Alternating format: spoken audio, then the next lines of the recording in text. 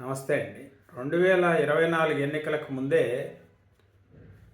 Janasena party కానీ, Janasena party అభిమానులు కానీ, లేకపోతే జనసేన పార్టీ కార్యకర్తలు కానీ, పవన్ కళ్యాణ్ గారి అభిమానులు కానీ కోరుకున్నది ఏంటంటే, వైఎస్ఆర్ కాంగ్రెస్ పార్టీని ఓడించి ఎన్డీఏ కూటమి ప్రభుత్వం అధికారంలోకి వస్తే పవన్ కళ్యాణ్ గారికి ఏమైనా పవర్ షేరింగ్ ఉంటుందా, అంటే ముఖ్యమంత్రిగా కొన్నాళ్ల పాటు ఏమైనా పవన్ కళ్యాణ్ గారికి అవకాశం ఇస్తారా అనేటువంటి భావన, ఆలోచన అప్పట్లో చాలామందిలో ఉంది. దానిపైన చర్చలు కూడా జరిగినాయి. కానీ పవన్ కళ్యాణ్ గారు కేవలం డిప్యూటీ సీఎంగానే ఉన్నారు. ముఖ్యమంత్రి పదవిని ఆయన తీసుకునేటువంటి అవకాశం కూడా లేదు. ఎందుకంటే బలమైనటువంటి ప్రభుత్వం ఉంది. ఒకవేళ ఇప్పుడు జనసేన పార్టీ కానీ, బీజేపీ పార్టీ యొక్క మద్దతు లేకపోయినా కూడా తెలుగుదేశం పార్టీ ప్రభుత్వానికి వచ్చే ఇబ్బంది ఏం లేదు. అంటే సహజంగానే తక్కువ సీట్లకు పోటీ చేసినప్పుడు బేరమాడేటువంటి శక్తిని కోల్పోతారు. కాబట్టి 100% స్ట్రైక్ రేట్ వచ్చినా కూడా ఇవాళ తెలుగుదేశం పార్టీ ప్రభుత్వాన్ని అంటే సపోర్ట్ చేయొచ్చు, కానీ శాసించేటువంటి పరిస్థితి అయితే లేదు. వాళ్ళు ఏది చెప్తే అది వినటం తప్ప అంతకంటే చేయగలిగేది. అయితే ఏంటంటే పవన్ కళ్యాణ్ గారి అభిమానులు కానీ, పవన్ కళ్యాణ్ గారి తాలూకు ఫాలోవర్స్ కానీ కోరుకునేది ఏంటంటే ఒక ముఖ్యమంత్రి పదవి కావాలి అని, పవన్ కళ్యాణ్ గారు ముఖ్యమంత్రి కావాలి అనేటువంటి ఆకాంక్ష అది బలంగా ఉంది.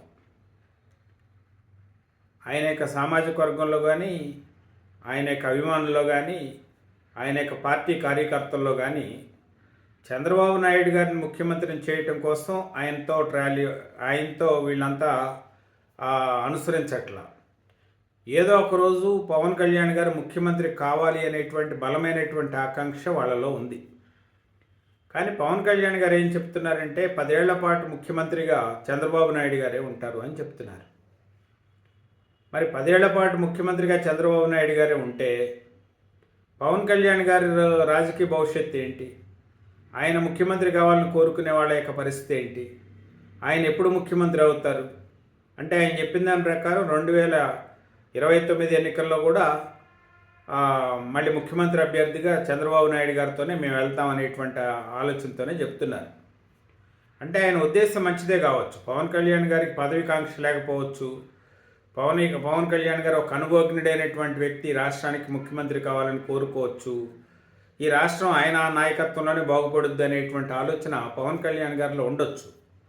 కానీ పవన్ కళ్యాణ్ గారిని అభిమానించేటువంటి వాళ్ళు, పవన్ కళ్యాణ్ గారి నాయకత్వాన్ని సమర్థించేటువంటి వాళ్ళు, పవన్ కళ్యాణ్ గారు ఏదో ఒక రోజు ముఖ్యమంత్రి అవుతారు, మా కళ నెరవేరుతుందని భావించేటువంటి కొన్ని వర్గాలు, వీళ్ళందరి యొక్క పరిస్థితి ఏంటి అనేది ఒక క్వశ్చన్ మార్క్.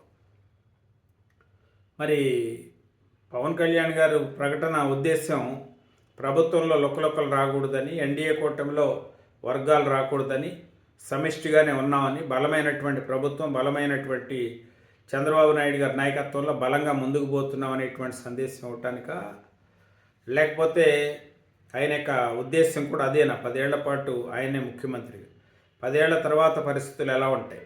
ఇవన్నీ కూడా రకరకాలైనటువంటి సందేహాలు, రకరకాలైనటువంటి సమీకరణాలు, రకరకాలైనటువంటి వాదోపవాదాలు అయితే పవన్ కళ్యాణ్ గారి ప్రకటన తర్వాత జరుగుతున్నాయి. ఏదేమైనప్పటికీ ఏంటంటే ఏదో ఒక రోజు పవన్ కళ్యాణ్ గారు ఒక అత్యున్నత స్థాయి పదవిలో, అంటే ఇప్పుడు డిప్యూటీ సీఎంగా ఒక మంచి పదవిలోనే ఆయన ఉండొచ్చు, కానీ ఇంతకంటే ఉన్నతమైన పదవికి ఆయన చేరుకోవాలి అని చెప్పి కోరుకుంటున్నారు. మరి ఏం జరుగుతుందో చూద్దాం.